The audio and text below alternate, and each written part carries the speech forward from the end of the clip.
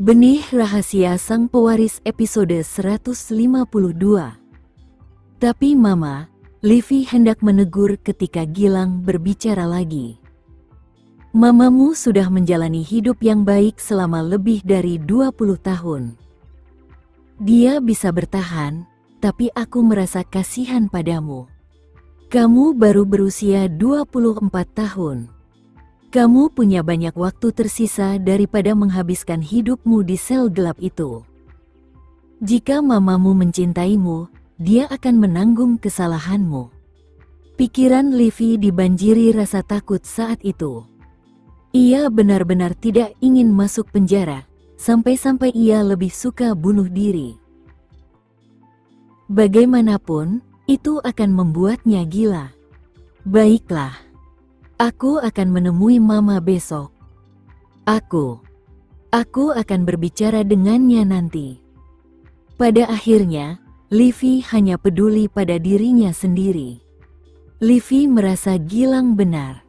Jika mamanya tidak mau disalahkan, dia harus menanggung rasa bersalah itu bersamanya. Oleh karena itu, hanya jika Rahel mengakui kejahatannya dan membebaskan Livi dari tuduhan, dia akan bisa menjalani kehidupan yang baik.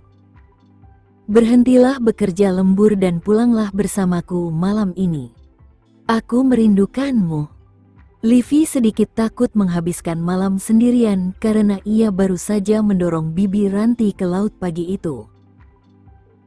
Selain itu, ia tahu bahwa Bibi Ranti tidak memiliki kesempatan untuk bertahan hidup. Apakah ia akan berubah menjadi hantu yang menghantuinya di malam hari? Ia membutuhkan keberuntungannya. Malam ini, Gilang baru saja setuju untuk makan malam dengan Nindya 10 menit yang lalu dan menginap di tempatnya malam itu. Gilang, aku butuh kamu. Bisakah kamu tinggal bersamaku malam ini? Livi memeluknya. Aku terlalu takut untuk tidur sendirian. Melihat bahwa Gilang tidak bisa menolak, dirinya hanya bisa menyetujuinya.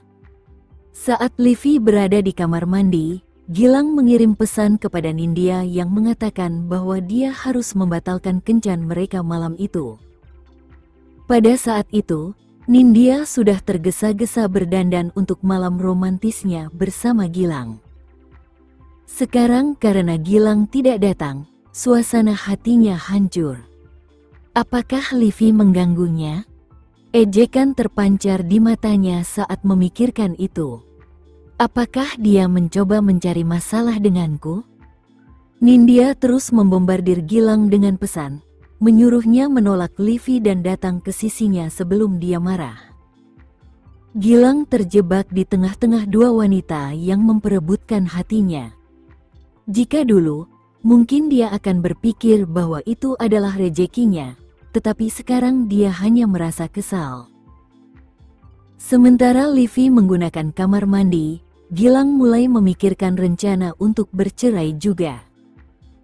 Jika tidak, akan merepotkan jika Livi menolak meninggalkannya setelah dia mendapatkan uangnya. Ia merasa Livi tampak gelisah malam itu, seolah-olah ia telah melakukan kesalahan. Meskipun Livi mengatakan bahwa ia takut menghabiskan malam sendirian, Gilang berpikir bahwa ini adalah kesempatan untuk menuntunnya melakukan kesalahan. Ia memiliki asisten yang relatif muda dari Departemen Keuangan yang juga cukup tampan dan memiliki kepribadian yang licik dan berani yang dapat ia manfaatkan. Ketika Livi pulang kerja, Gilang dengan cemas mengatakan kepadanya bahwa ia harus menemui klien dan mungkin baru bisa kembali dari Belros keesokan paginya. Gilang, aku akan pergi bersamamu. Tidak, ini masalah yang mendesak. Aku tidak akan punya waktu untuk menemanimu bahkan jika kamu ikut, dan tidak nyaman bagi kami jika kamu ada di sana. Tetapi, Livi, kalau kamu takut malam-malam, telepon aja aku. Gilang, sebelum Livi sempat menghentikannya, Gilang sudah masuk ke dalam mobil dan pergi. Saat ia melihat matahari terbenam di kejauhan, ia mulai merasakan hawa dingin di tulang punggungnya saat pikirannya dipenuhi dengan ekspresi ketakutan Bibi Ranti saat ia jatuh ke dalam air. Cengkeramannya semakin erat di sekitar pakaiannya karena takut saat ia masuk ke mobilnya dan bertanya-tanya, siapa yang harus kucari malam ini? Siapa yang bisa tinggal bersamaku? Ia kemudian teringat pada Nindya, satu-satunya orang yang masih berhubungan dengannya. Setelah itu, ia langsung meraih ponselnya dan menghubungi nomor Nindya. Halo, Nindya, apakah kamu ada waktu malam ini? Aku ingin mengundangmu untuk datang dan bermalam di rumahku. Malam ini, tapi aku tidak punya waktu. Aku akan bertemu teman nanti. Apa, teman?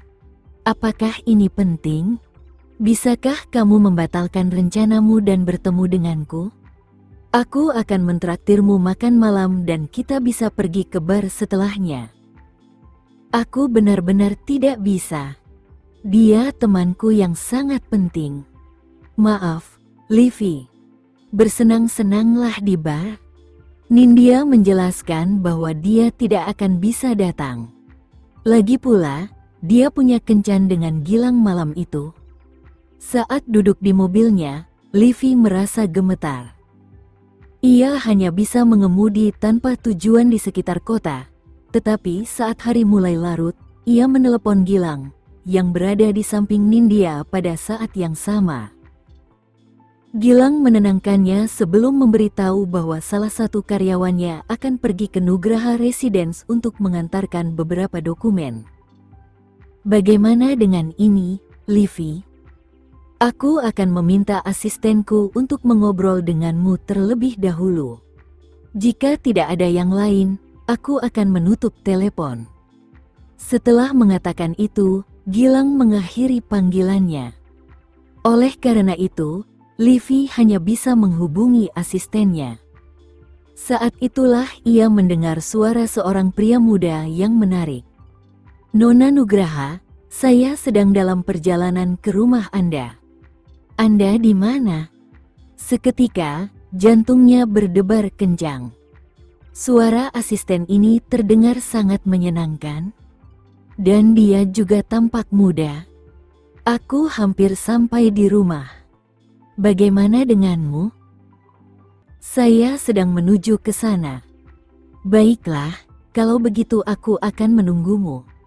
10 menit kemudian, Livy membukakan pintu untuk pemuda berjas dengan dokumen di tangannya. Penampilan pemuda ini dinilai di atas rata-rata. Tiba-tiba matanya berbinar ketika sebuah ide muncul di benaknya, menyuruh asisten ini menginap di sana karena ia takut jejak Bibi Ranti di rumah itu akan membuatnya merasa seolah-olah Bibi Ranti masih ada di sisinya. Nona Nugraha, saya akan meninggalkan dokumennya di sini. Karena saya masih harus melakukan sesuatu. Tunggu sebentar. Siapa namamu? Livy menghentikannya. Nama saya Oliver. Namamu bagus sekali, Oliver. Kebetulan aku sedang agak bosan sekarang, jadi bagaimana kalau kau duduk dan menemaniku? Livy mengambil inisiatif untuk membuatnya tetap tinggal. Namun, bukan suatu kebetulan bagi Oliver untuk membawa dokumen-dokumen itu kepada Livy karena Gilang telah menjanjikan 200 juta kepadanya agar ia merayu Livy dan menyerahkan bukti-bukti perselingkuhan ini kepadanya. Bagi Oliver, ia seperti menemukan emas karena ia tidak perlu melakukan apapun agar segala sesuatunya berjalan sesuai keinginannya. Dia hanyalah korban dalam semua masalah ini jika Livy adalah orang yang mengambil langkah pertama. Melihat ekspresi tidak serius di mata wanita itu, Oliver bertanya, Nona Nugraha, bukankah tidak sopan jika saya tinggal? Selama kita berdua tutup mulut, itu bukan hal yang tidak pantas. Sambil berkata demikian, Livy berdiri dan menuangkan segelas anggur untuk Oliver. Oliver, apakah kamu punya pacar? Tidak. Baguslah. Sesaat, aku takut pacarmu akan cemburu karena ini. Livy menyadari bahwa dibandingkan dengan Gilang, Oliver jauh lebih enak dipandang. Ia merasa kesepian karena Gilang memperlakukannya dengan dingin akhir-akhir ini. Oleh karena itu, untuk meredakan kesepiannya, ia sangat menginginkan kenyamanan dari seorang pria. Baiklah, kalau begitu saya akan menemanimu malam ini, Nona Nugraha. Oliver juga punya ide sendiri tentang Livy. Baginya, Livy adalah putri Adam Nugraha, yang berarti dia adalah wanita kaya. Senang dengan ketertarikannya, Livy berkata, "Aku merasa sedikit panas sekarang. Aku akan naik ke atas untuk mandi." 10 menit kemudian, dia kembali turun ke bawah dengan pakaian dalam yang seksi. Oliver, di sisi lain, telah memasang kameranya di salah satu sudut ruangan. "Nona Nugraha, kamu. Apakah aku cantik?" Livy yang percaya diri duduk di sofa sambil menatapnya. "Ya, kamu cantik sekali," puji Oliver. Ketika mendengar pujiannya, matanya berbinar-binar karena kegembiraan. "Kalau begitu, menginaplah bersamaku malam ini." "Tapi, Nona Nugraha, apa yang akan saya lakukan?" Oliver berpura-pura tidak tahu. Tiba-tiba, Livy dengan berani memeluk pria itu. "Aku membutuhkanmu, Oliver. Malam ini, aku milikmu sepenuhnya." "Nona Nugraha, saya rasa ini tidak pantas." "Jangan menolakku," pintanya secara proaktif. "Nona Nugraha, kita tidak bisa melakukan ini." "Oliver, kalau kamu coba menolakku lagi, aku akan memecatmu besok pagi," ucap Livy dengan nada mendominasi dan memanfaatkan posisinya untuk menekan pria itu. Namun, itulah yang diinginkan Oliver karena ia harus bertindak sebagai partisipan yang tidak mau terlibat. Maka, malam itu berakhir dengan perselingkuhan yang tak tahu malu antara dirinya dan Oliver. Saat pagi tiba, Oliver berangkat pagi-pagi sekali untuk memberikan video perselingkuhannya yang telah diedit agar hanya memperlihatkan wajah Livy kepada Gilang. Setelah Gilang membayar Oliver dengan tergesa-gesa, Oliver mengundurkan diri pagi itu juga. Dengan ekspresi dingin namun senang di matanya, Gilang menunggu uang 66 miliar itu dicuci di kantornya.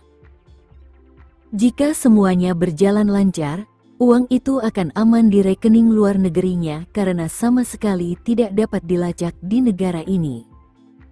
Akhirnya, ponsel Gilang yang lain menerima notifikasi.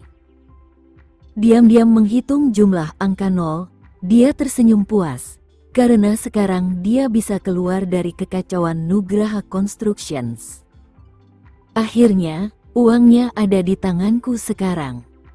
Kemudian, dia mengeluarkan kontrak dari laci sebelum menghubungi nomor Livy. "Halo, Gilang." Suara Livy sedikit terdengar bersalah. "Apakah kamu sudah di rumah?" "Aku akan kembali, karena ada sesuatu yang harus kubicarakan denganmu." "Ya, aku akan menunggumu," jawab Livy lembut.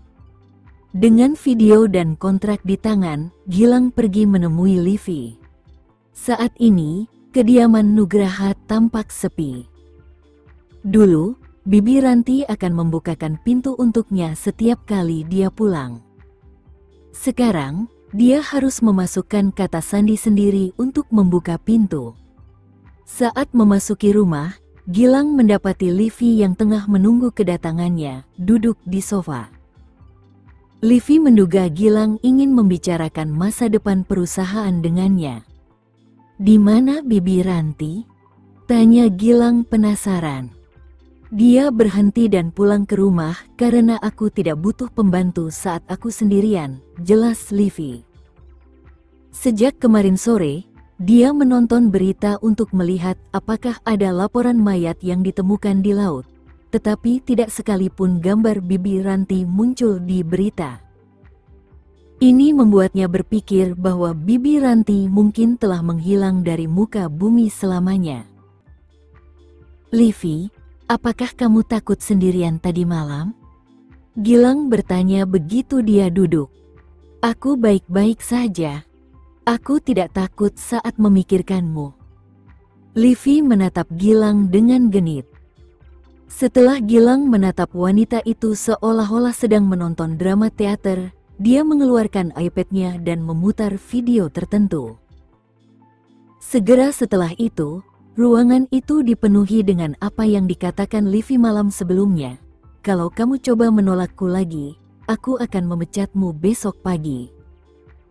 Ketakutan, Livi langsung pucat pasi dan mencoba merebut iPad dari tangannya seperti orang gila sambil melotot tanpa malu.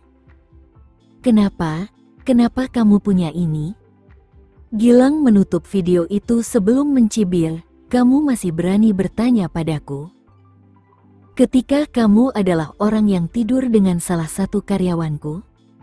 "Livi Nugraha, apakah kamu sedang memainkan semacam permainan perselingkuhan yang menjijikkan denganku?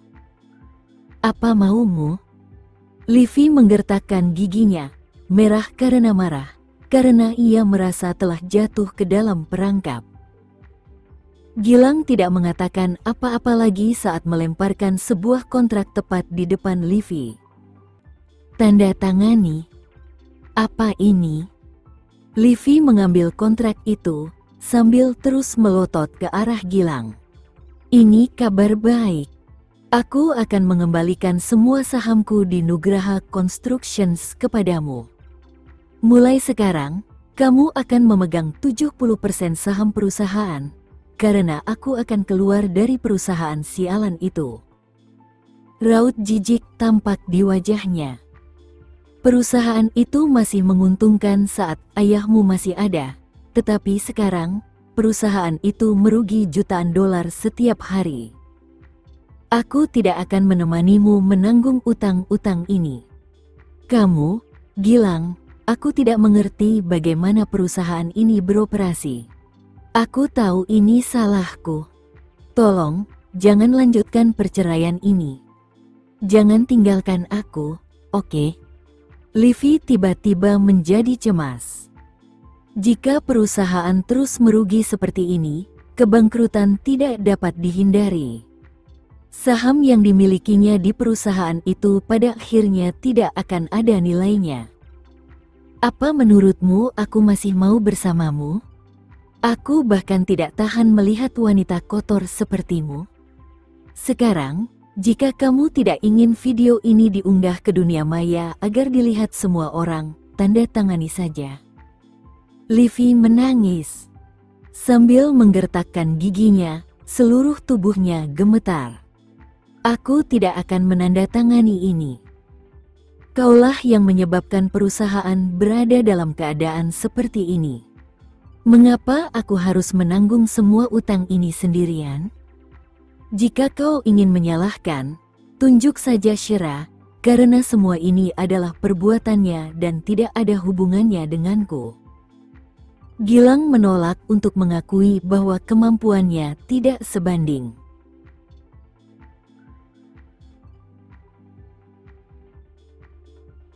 Sekian dulu ya video kali ini, kita lanjutkan lagi videonya di lain waktu.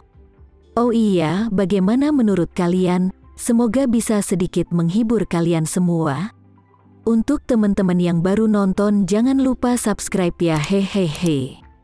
Dan kalau teman-teman ada yang ingin gabung langganan, bisa langsung gabung saja untuk dapat fitur yang menarik dan sedikit membantu Mimin. Terima kasih banyak sudah menonton, sampai jumpa lagi, bye bye bye.